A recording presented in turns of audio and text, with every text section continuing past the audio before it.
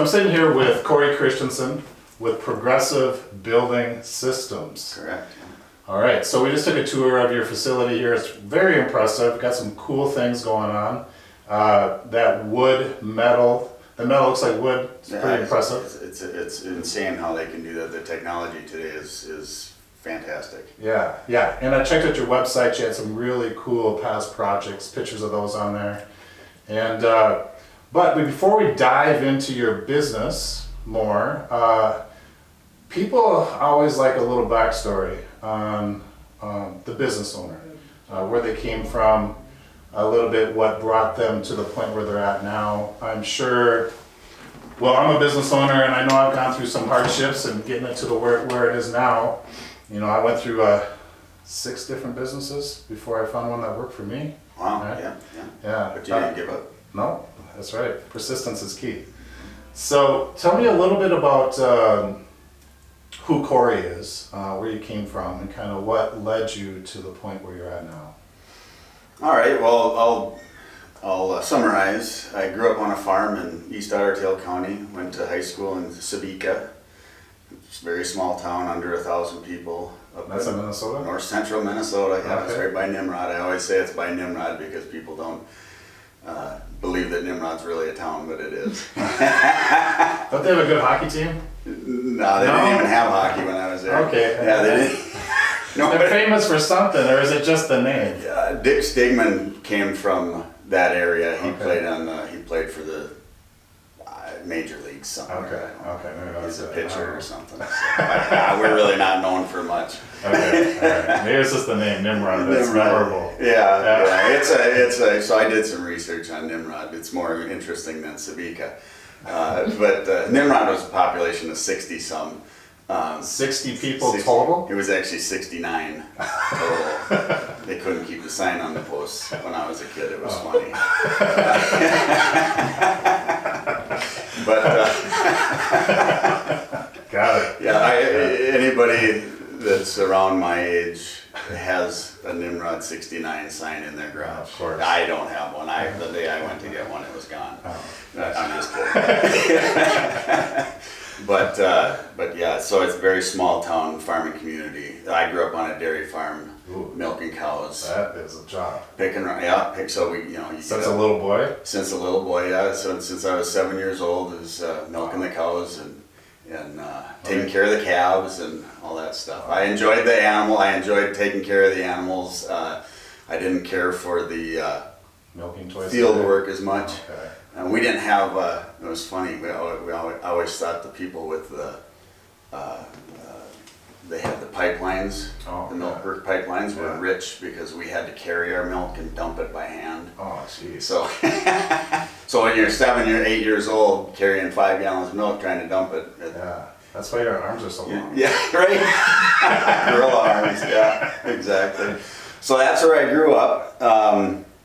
I did not go to college. I went to when I was in. I could have gone to college, and I could have had pretty easy financing because of my parents' incomes. Okay. Was low enough. But I decided that I didn't Wasn't for you.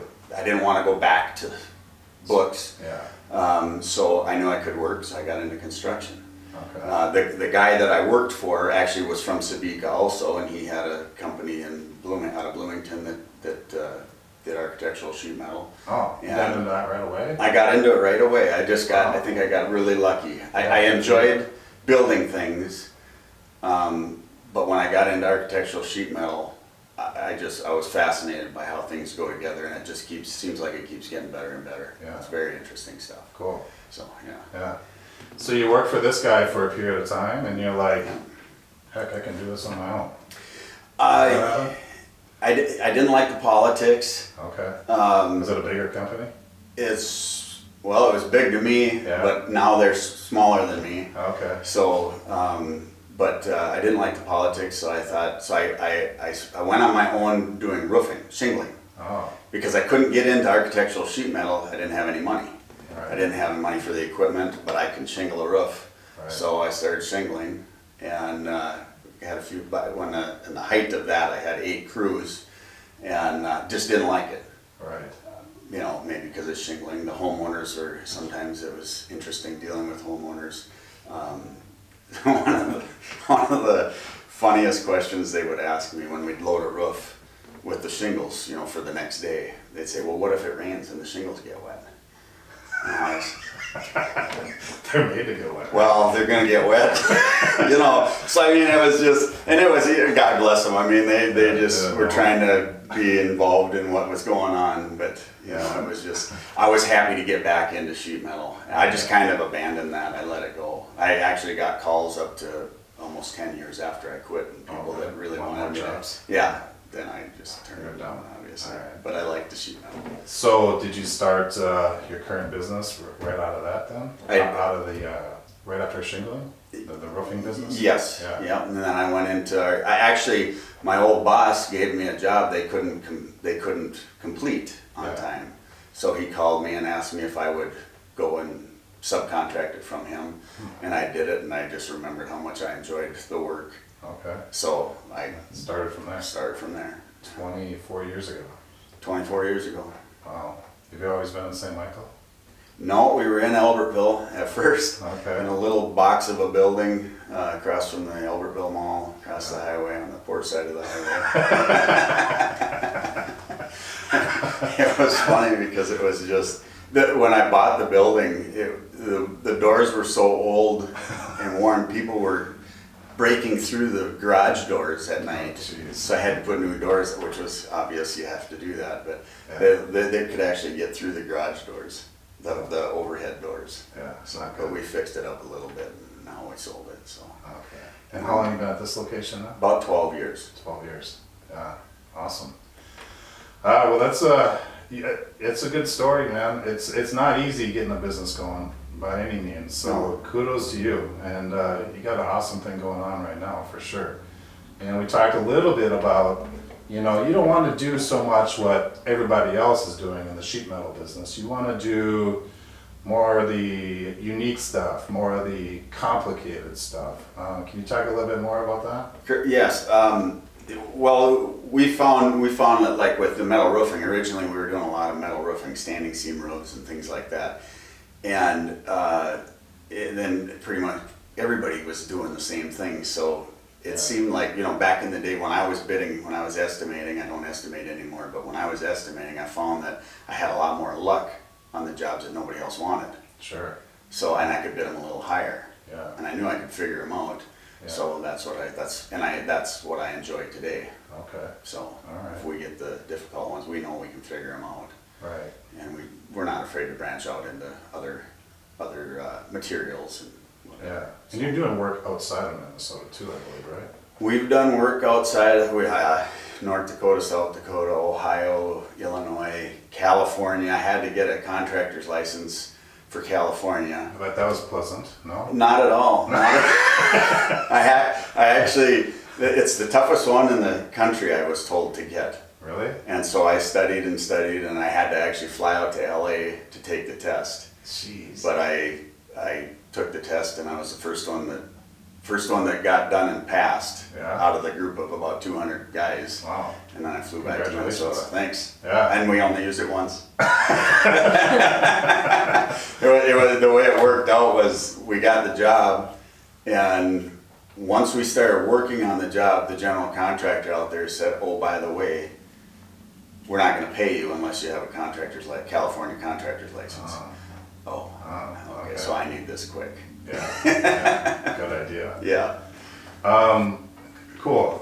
So, what would be a good person to talk to for yourself to, I don't know, take your business to the next level? Or what kind of, do you deal mainly with general contractors and bid on their work like a typical contractor work, or are your current jobs or future jobs coming from other places?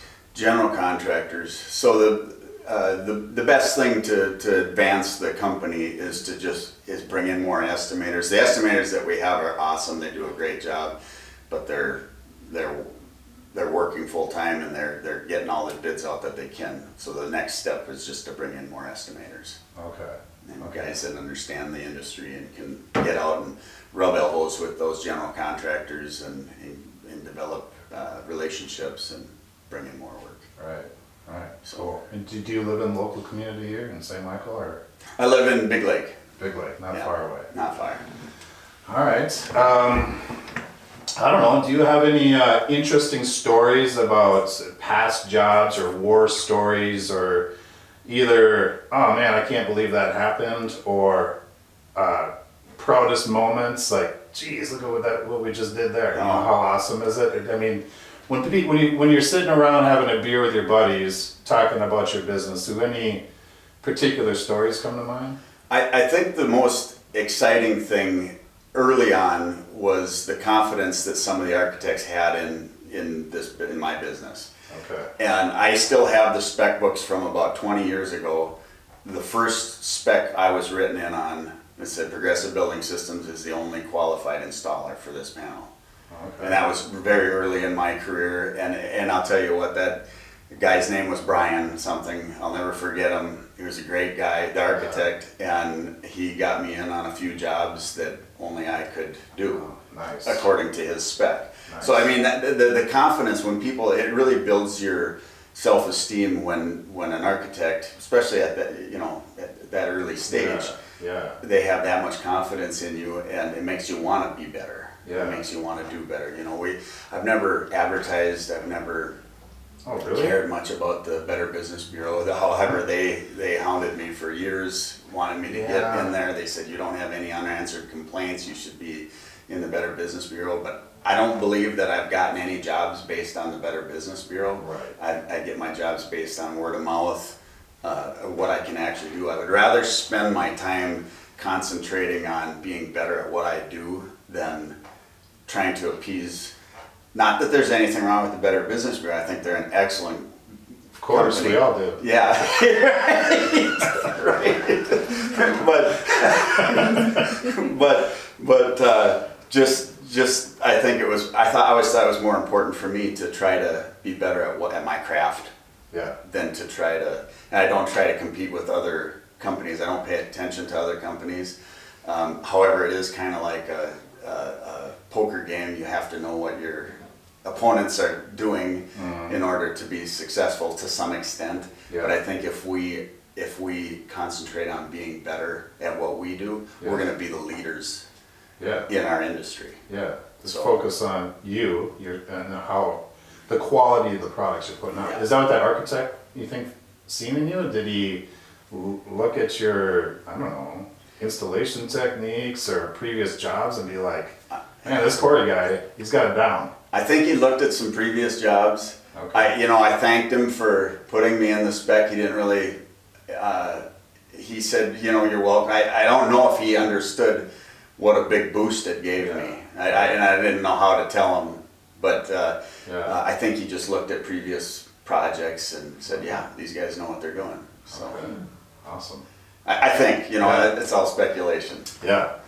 All right, so if you're talking to a general contractor, I'm not one, but if I am, and I'm looking at, basically interviewing subs for my sheet metal type work, and you and I are having a conversation, what would be something you would tell a general contractor that maybe, you should really consider hiring us for this project? At this point, it's check our history. Check our past. Talk to some of the generals we worked with in the past. They like working with us. Yeah. At this point, it's easier because of our track record. Oh, sure. 20 years ago, it wasn't. We were still trying to prove ourselves. But at this point, it's easy. Just look at some of the jobs we've done. Compare our jobs to my competitors. I'm biased. I think we're the best. I think we do the best. I think you're the best too. Yeah, thanks. Yeah. But so I'm very biased. But I think if I can tell a general contractor, just take a look at the work we did, and if it's even if you don't want to compare it to someone else's, just see if it's satisfactory, because we do pride ourselves in doing things the right way. That quality product again. Yeah. That speaks volumes. Yeah. Yeah. All right. Well, before we wrap things up and you give out the the best way to get a hold all these general contractors that need your work, the best way to get a hold of you. I don't know, is there really anything else that you want to bring up either about the business itself and the quality of work that you put out, or the unique products that you use, or the longevity of the business, or your positive work history and how it speaks for itself? We covered quite a few things, but do we leave anything out that you'd want to make sure everybody knows about, essentially? Oh, well, I mean, I guess that we're willing to try new projects, we are taking on new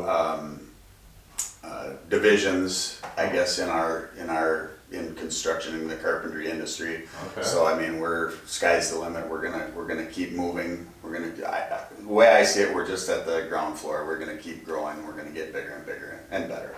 You're not looking to retire anytime soon? No, I don't even think about retirement. I'm 51, and You look good for 51. Thanks. Yeah. I don't even think about it. I don't want. You love what you do. I do love what I do. Yeah, I absolutely good for you. love it. I hope I can do it 20, 30 years from now. Awesome. I'm sure I won't be all there anymore, but Yeah. what part of me is, Yeah, hopefully can get it done. You're doing good so far. Yeah, thank you. All right, so a general contractor is looking or listening to this, watching this, they want to get a hold of you. What's the best way to reach out? Well, I don't have a phone on my desk, so Okay. I knew you were going to ask, and I have a cell phone number that I give out to people that I want to call me. Maybe do you want them to contact one of your guys? Or email me. Okay. It's Corey@pbsmetals.com. Okay, And Corey is spelled Cory. got it. So yeah, that's the easiest way to get a hold of me. Easy enough. Yeah. All right, Corey, really appreciate it, and best of luck. It sounds like you got a bright future. Thank you, Jason. Appreciate it.